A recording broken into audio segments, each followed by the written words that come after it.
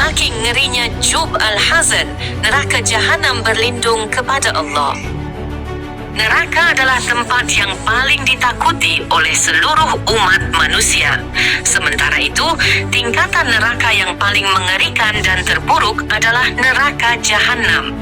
Bahkan menurut banyak hadis, ada satu tempat di neraka Jahanam paling mengerikan, yaitu lembah yang terletak di bagian dasar Jahanam, yaitu Jub al-Hazan. Apa itu Jub al-Hazan? Jub al-Hazan dapat diartikan sebagai lembah kesedihan, yakni tempat terburuk dari yang paling buruk. Jadi, Jahanam ibarat sebuah lautan, sementara Jub al-Hazan sebagai palungnya, yakni di bagian terdalam dari Jahanam.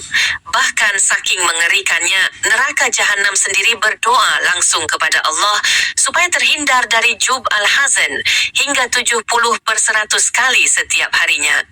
Hal ini sudah disebutkan dalam dua hadis, yaitu ada yang menyebutkan 100 dan ada yang menyebutkan 700.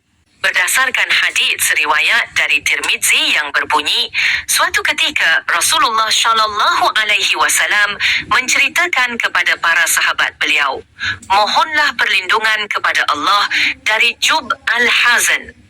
Selanjutnya, para sahabat bertanya kepada Rasulullah SAW, apakah itu Jub al-Hazan, wahai Rasulullah?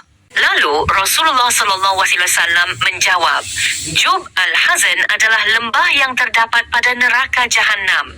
Setiap hari, Jahanam sendiri memohon perlindungan darinya, Jub al-Hazan, sebanyak 100 kali. Wahai Rasulullah, siapa yang akan memasukinya? Para pembaca Al-Quran yang beramal karena pamrih, ria. Justru kerak neraka diisi orang-orang yang terlihat rajin beribadah saat mereka hidup di dunia. Orang-orang yang merdu dan fasih ketika membacakan Al-Quran, tapi sayang, ia menggunakannya hanya untuk mendapatkan pujian semata dari manusia. Semua keutamaan dan bacaan dalam membaca kitab suci Al-Quran tidak berguna lagi baginya. Justru Allah SWT menempatkan mereka ke dalam posisi terendah, bahkan yang paling menyakitkan hingga di bagian dasar neraka. Jika keikhlasan merupakan kunci beribadah, maka ria bisa dikatakan sebagai pembakarnya. Berdasarkan hadits di atas, Rasulullah SAW menjelaskan bahwa penghuni neraka Jub al-Hazn justru dari orang-orang beriman, namun dalam hatinya telah terselip ria. Dengan kata lain, saat beramal membaca kitab suci Al-Quran bukan semata hanya karena Allah Subhanahu wa Ta'ala, melainkan hanya karena ingin mendapatkan pujian semata dari sesamanya. Apabila Jahanam saja hingga meminta perlindungan kepada Allah Subhanahu wa Ta'ala dari Jub al-Hazan agar disingkirkan, maka bisa dibayangkan betapa mengerikannya para penghuni di dalamnya.